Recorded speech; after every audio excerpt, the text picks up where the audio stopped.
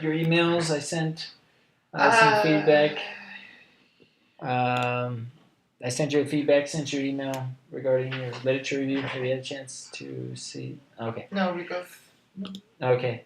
All right. So if you have any questions about my feedback, let me know. I sent you an email in Canvas, and I attached a Word document where I think the easiest thing to do would be to print it out, look at it, and then go to Google Drive and make those changes in Google Drive. But yeah, if you have any questions or doubts about the feedback or not sure about how to change your literature review, let me know. I'm going to adjust. If you make those changes, I will make an adjustment to your grade for the individual products based on the first draft.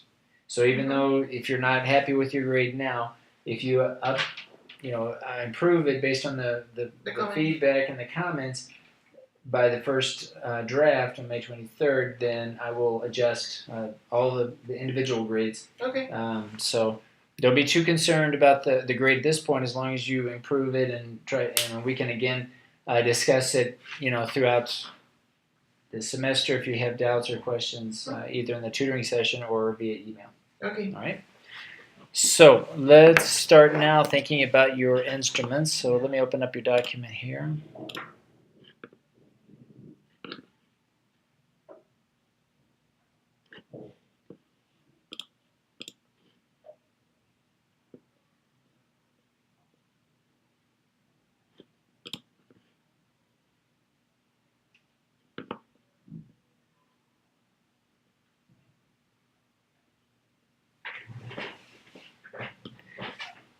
Okay.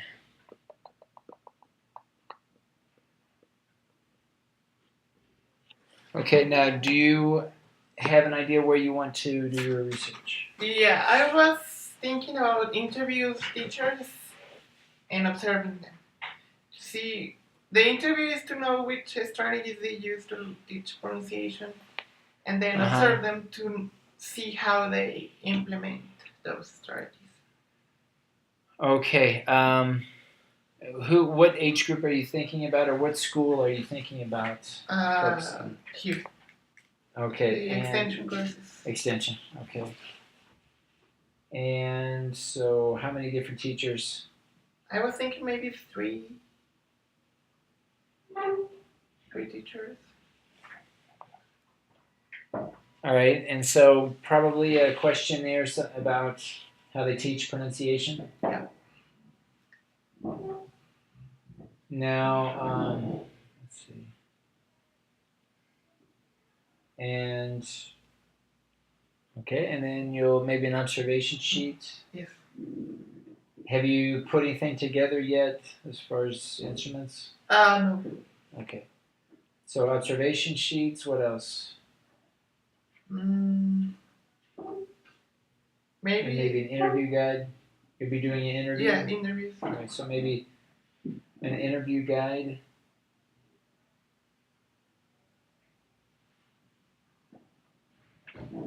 Okay. All right. So we might be thinking about applying a questionnaire basically to most, as many teachers as possible, and then from the base, think of the questionnaire as kind of a filter, so you can decide from the information from the questionnaire which teachers that you want to focus on, whether they teach the same level, whether they have the similar backgrounds, same amount of experience or not. If maybe you choose one with a lot of experience and another teacher with little experience. But based on think of this instrument as a way to filter through. So this will give you some ideas about what you should include in the questionnaire. So you might include something about the age, the experience, how long they've been working here at the university, as well as questions related to pronunciation, right? Now, you need to think about, too, whether or not you're going to ask specifically about verbal, nonverbal strategies, or if you're going to just phrase the questions in a way that addresses pronunciation, but not so much specifically talking about verbal, nonverbal. So be thinking about that, because the idea is, if you can, to try to avoid not telling, or that the teachers, the ones that you're going to end up observing, they don't know exactly what you're going to be observing. Even if they know it's something related to pronunciation, that if you don't mention specifically verbal, nonverbal strategies, then they won't be thinking verbal, nonverbal, right? So also be thinking about that whenever you develop your questionnaire. So I think the first step for our next tutoring session is bring in something, a questionnaire that you think would work for this purpose, and probably think about what you want to observe, some sort of observation sheet and an interview guide. Now, the interview guide should consist of key concepts or key questions that you need to address in the interview, but not necessarily a list of every single question. So think of it as a semi-structured interview where you have certain topics that you want to cover, but that you don't list out and go from question number 1, question number 2, so it's not so structured. So also try to bring in some information, an interview guide for that as well. And what else? I think that ought to do it. You probably are going to try to observe, if you have 3 teachers, it might be better to choose 2 teachers and have more observations if possible. Yeah, because I was thinking to observe like a teacher who's teaching like basic levels. Okay. Like level 2, level 3, and then a teacher who's teaching like level 5, level 6. Okay. Okay, that's fine. That's fine. So just arrange those questions in your questionnaire accordingly. So if you're, so that you can basically filter through and get that information. Now, all the information that you get from the questionnaires, we're not going to use all the information. Mm-hmm. So even though you have information from, I don't know, let's say 10, 15 teachers, you're not going to use all of that information. The only information you're going to use is if you choose 2 teachers, the questionnaires from those 2 teachers only. But I think we need to have enough information in the questionnaire to be able to filter through and select the ones that are going to serve the purpose, in this case answering your research questions. So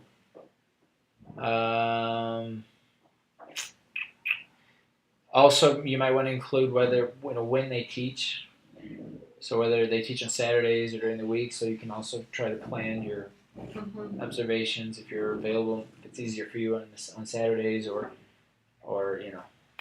be thinking about that as well. So yeah, all right. So let's plan on that for next week. Now, if we can do this several ways as far as how you want to present your questionnaire. If you want to bring it in on a computer, or if you want to print it out, or if you want to create another Google Drive document and share it with me, that's up to you. Whatever's easiest. Yep. But yeah, try to bring in something for next class, next session, and we'll start looking at your instruments. What else? Do you have any other questions or doubts about your instruments? Do you feel like you have an idea about what you want to? Yes, I have an idea, but doubts, not anymore. No? Okay. Let me take a look here real quick. We've got time. Looking at your feedback.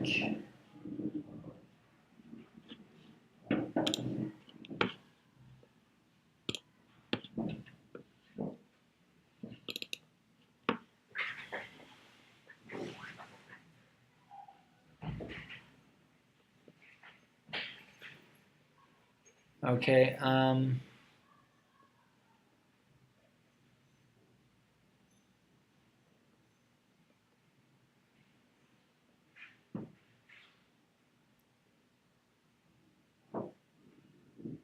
Okay, I think some of the main comments here that I have is think about how you want to organize your thoughts. Okay, I think a lot of the comments that I made are pertaining to coherence. That is how you're organizing your ideas. And what I'm recommending everyone, and I created an announcement in Canvas explaining this to everyone, is to take each section. So, for example, teaching pronunciation. So let's create another document here, and this is what I would do for each section. Copy and paste the heading, and then go back and I would copy and paste each topic sentence. And once you once you have all of your topic sentences,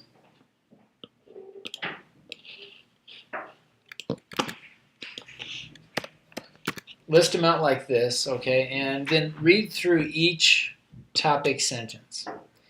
And ask yourself if you're happy with the way, first of all, that if the topic sentence is clear. So if it stands by itself and you understand the main idea that you want to discuss, then see if you're content with the order in which you're presenting your ideas. So each of these sections here, you're going to follow some sort of logical order. It might be, again, general to the specific, theoretical to the practical, etc. But you're also going to want to try to find that same order here. So whatever's, depending on the topic, depending on the concepts, each one of these claims should be in an order that is logical. So sometimes, and I don't know if this was in your case, but sometimes I saw cases where the author was explaining how before explaining the what, trying to explain the purpose of something without first presenting what it is. And depending on if it's a topic or some sort of method or technique or strategy, a lot of times we need to describe first what it is and compare and have an understanding about what it is we're talking about. Then go into either how or the purpose or some other aspect. So try to think about the order in which you're doing that, and I think that'll help. And if you read one of these sentences and it's not really clear by itself, then you know that you need to kind of go back and maybe word it in a way that is clear, and remember that you're writing for an audience. So even though you're really familiar with the topic, try to read it as if you weren't familiar with it, that if someone were reading it for the first time, it would be clear to them what it is you're talking about. Okay? Okay. So in general, I think that would be what I would suggest that you do, and a lot of things I mentioned here are just small things. But yeah, that's what I would suggest. So just take a look at your work here, and if you do have any questions, obviously let me know. And we'll have until May 23rd. You'll have until May 23rd to go ahead and finish making all the changes. But I would recommend that you do make all the changes as soon as possible while it's still fresh, and you don't leave it until the very end. And then so that way we can really focus on the other aspects. Okay. Okay. So yeah, let's start working then on your instruments and start bringing stuff in. If you want me to look at something before next week, that's fine. But we've got about 3 weeks or so. Let's see, we have. Let me take a look again under calendar. March 21st. Let's take a look here at our timeline. Okay, yeah. So we have. It looks like we have 3 weeks for the instrument design. Right, so we've got 3 weeks for the instrument design. Is that right? Yes. 1, 2, 3. Yeah, we have until March 21st, right? So we've got time to do this. We might want to try to do a pilot. Yeah. So, for example, the questionnaire here, you might consider coming up with something for next week, and then the second week, next week, maybe go to Lenguas Extranjeras or a teacher that you know is not teaching an extension, and apply your questionnaire to 4, 5, 6 teachers. Maybe, for example, like on a Saturday, you might come out here and find those teachers and be able to do it at one time, and have them fill it out and see how they answer it, to see if it was clear. Maybe talk to them, say, was it is it easy to follow? Was there anything there that you weren't really sure about? did they answer the questions in a way that you expected, or did they totally answer it in some weird, fashion that you think, well, maybe if you change some aspect of the question, then it might get better, more desirable results. Yeah, let's try to think about piloting your questionnaire. Hopefully next week, after we've had a chance to sit down and discuss it, look at it, make any changes that might be necessary. But try to make it as professional as possible. It needs to have a heading. Describe the purpose of what your research without giving away too much information, but some sort of introduction, and obviously check for spelling, grammatical things, all the linguistic aspects as well. And let's look at it next week with the idea that we can try to pilot it for next week as well. So if you have something before this weekend, for example, if you want to apply the pilot by this Saturday, let me know. We can look at it before. I can take a look at it if you want. But plan your time accordingly, okay? And just the key here is, make sure that we don't get behind and that you have enough time to get everything finished up. So, just let me know how you want to work that. But do try to think of a pilot here that you can apply. So that'll help with the quality of your questionnaire. Yeah. Alrighty. So, do you have any questions, concerns, doubts? No. No? I was thinking discussing instruments. Okay. All right. Yeah. So, do you have any questions that you want to discuss now about the questionnaire or observation sheet? Or? The observation sheet. How can I design one? Because I haven't really designed an observation sheet. Okay. There are many different ways. The first is I'm assuming you haven't found anything from other research that you can use. You're going to be looking for pronunciation and I guess certain strategies. So one kind of easy way to do it would be to, let me do this here online on the computer so you can have it in your recording. Okay, so at the title, you're going to want to have information like the date and the class and the teacher's name, things, and general information. But below that, you could have kind of, and this could all be open too. It depends on, are you going to be using a computer or do you think you'll have something written? Written. Okay, so you might have, just as a guide here, time, let's see, and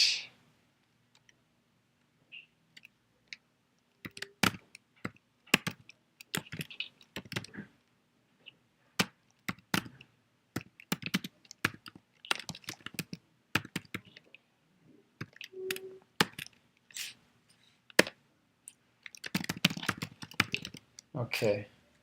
Now, when you observe, everything needs to be recorded, whether it's a video recording or an audio, but at least an audio, and obviously one that is positioned in such a way that can, you can really hear well what the teacher and the students are saying.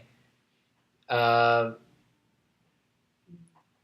what I would recommend is that you start off and think of the class, one 50-minute class, as a series of different chunks of activities. Okay, so when the teacher begins speaking, you're going to be looking for times where you see examples of verbal, nonverbal strategies for pronunciation.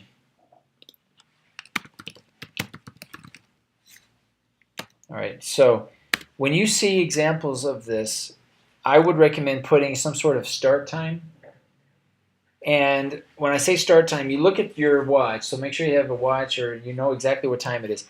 And you say, let's say that at 8:07, you see an example from the teacher of either verbal and nonverbal strategy. Okay. And you notate it right at that moment. you quickly write underneath this whether it's verbal or nonverbal. And I would just write verbal and nonverbal. Don't even write the strategy. Don't analyze to think what type of strategy. The idea with the observation sheet is to observe. It's not to analyze. So make sure that you don't try to analyze while you're observing. You just want to observe. So this observation sheet should help you facilitate observing, not analyzing at this point, but observing. And at this point, you're just going to write down verbal, nonverbal very quickly.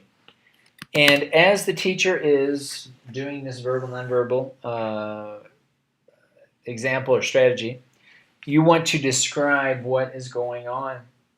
Just describe behaviors. What do you see? It's not going to be what you think they're feeling, or it's just basically what the teacher's doing, saying, and what the students are doing or saying, as much in detail as possible. The idea with the description is to prompt your memory later on, but it's not to analyze. It's to describe. It's to observe. So you just behaviors. Think about what they're doing and saying. Those are the two things, both the teacher and the student. So I don't know, first the teacher writes on the board, come up with, like when I observe, sometimes I write like WOB, writes on the board, WOB, and then write down what the teacher wrote. What did the teacher say? Then the teacher said this. You're trying to recall as best you can, and you're constantly writing what you see. When the teacher stops giving, in this case, this strategy, then at the very top you're going to put, 8:15. You're going to look at your watch, say, okay, it's 8:15 now. They stopped. And then just below this, you're going to have something very similar. It's going to be, you're going to wait. When you see another example, then you have another chunk, and so it'll be 25, and you continue the same way. Verbal, nonverbal. Okay. If the teacher is combining verbal, nonverbal, well, then you try to mention that here as best you can. So verbal, nonverbal, again, describe what they say and what they do. So if you think that they're doing verbal, nonverbal, then write down verbal / nonverbal, and then describe. Okay, you don't have to describe that they're doing a certain strategy. Just what they are doing. What they're doing, what they're saying. Okay? Because as soon as you start analyzing and you're thinking about how you're going to analyze, then you're not paying attention to what's actually being done. So the description and the whole process of observing is so that later you can go back and read this, and this will jog your memory, and you say, okay, I remember that. And hopefully you have your audio, so you can get the details, right? So the audio complements, obviously, what you're observing, and through both, you should be able to recall and then later analyze better what you observed. Okay? So I would keep this as simple as possible, and I think this is open enough, that you could probably have on the observation sheet just one example of time, strategy, verbal, nonverbal, and then description, and then with the idea that you just copy it down below. If you have a sheet and copy it, these three, you may not leave enough space. You're not going to know how much space you're going to need for each one. So I would just do it once, and then leave the rest blank sheet of paper. And then you just, very simple, but I think versatile enough to serve your purposes for this type of observation. Okay? So that's what I would do for your observation sheet. And for the interview guide, think about the concept. So you basically have two main sections, verbal and nonverbal. But you want to, questioning, interviewing is kind of an art.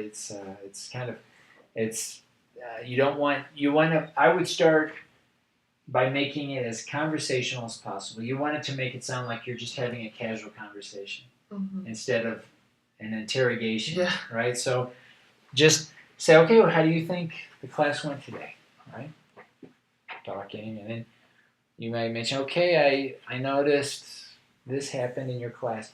Try to, in this case, I'm assuming you're going to have an interview after you observe. So one option would be, okay, so I noticed that this happened in your class. Does this usually happen? And notice I haven't said anything about pronunciation. You're just kind of asking. And then the teacher might bring up, oh, well, yeah, we do this activity for pronunciation all the time. Okay. So then from there you say, okay, has that usually been a problem? I noticed this happen. How do you usually deal with it? So it's all about taking a casual conversation into the context of what you observed, that is something that happened in that class on a specific day, and then also asking questions about, well, does that generally happen like in other classes, right, based on your experience, or was this a unique experience, and that type of thing. So it's kind of shifting between something that actually happened in the class and something that usually happens to get their perspective. They may say, well, this never happens. And you don't have a way of verifying that, but it's something that you can bring into your analysis, in terms of what the perspective is for the teacher. So one thing is their perspective in general, but another is actually what you observe in the class, and how the teacher reflects and comments on that thing that happened in the class. Okay? And the observation sheet obviously will help you guide the interview questions, so try to come up with some key concepts. You don't even have to, you can either form them as questions or just bullet points and say, okay, verbal. And based on what you observed, say, okay, I need to ask them about this, this, and this. But don't, the less you write, there's a balance. You want to have enough information in your guide to jog your memory to ask the question, but you don't want to write it out so much that you're basically reading these questions. So you really want to listen. Interviewing is more about listening to what the teacher's telling you, and then you kind of driving the conversation. That's why it's kind of an art. It takes practice, and sometimes it's not easy, because sometimes you only have one opportunity or two or three to get what you need. So it's a balance between making sure you get what you need, but trying to get it in such a way that they are more willing and open and comfortable talking about it. Because if they feel like they're being kind of forced into something or interrogated, then they may be a little bit, reluctant to open up and whatever. So, so think about that, and I think the main thing is the questionnaire first, right? Thinking about a pilot. But try to come up with something also for the observation sheet is really not much. The interview guide, think about things that you might include in the interview guide. Okay. Alrighty. So what else? The questionnaire, how long should it be? The questionnaire,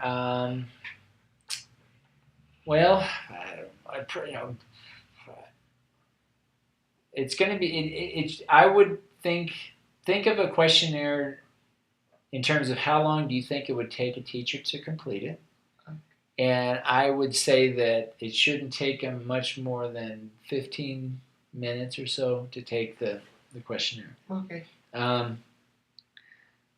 You want to try to mix. I'll let you kind of reflect on if you want open or closed questions.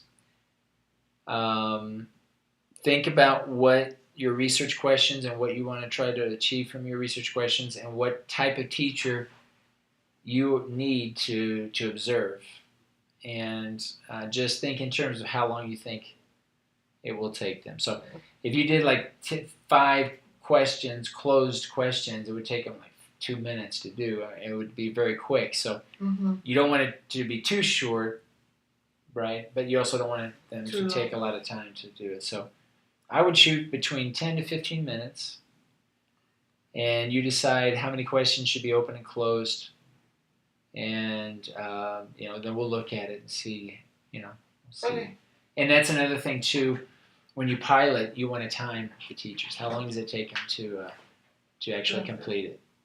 Because if you think it should only take 15, but it turns out it takes them 30 minutes, well then, you'll have to make some changes. So, all right. Okay. So we'll take a look next week then at your instruments, or if you want something, look at it before, that's fine. And we'll continue on and start these 3 weeks trying to get a good start so that if you do have your instruments beforehand, then we can start your data collection before. We don't have to wait 3 weeks.